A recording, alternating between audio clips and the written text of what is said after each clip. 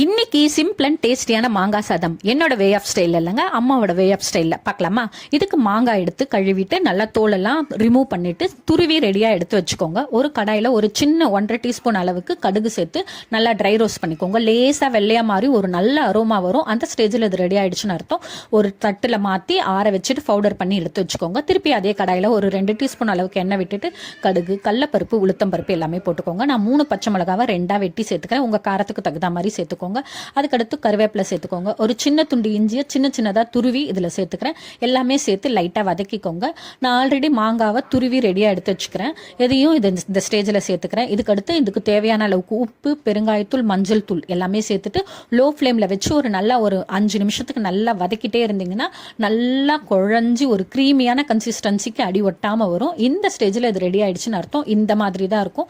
Stove off பண்ணிவிட்டு உதிராக வடித்து வச்சிருக்க சாதத்தை கொஞ்சம் கொஞ்சமாக சேர்த்து மேல இருந்து கீழே, கீழே இருந்து மேலே, சைட்லன்னு ஜென்டலா மிக்ஸ் பண்ணீங்கன்னா மாங்காய் சாதம் ரெடி.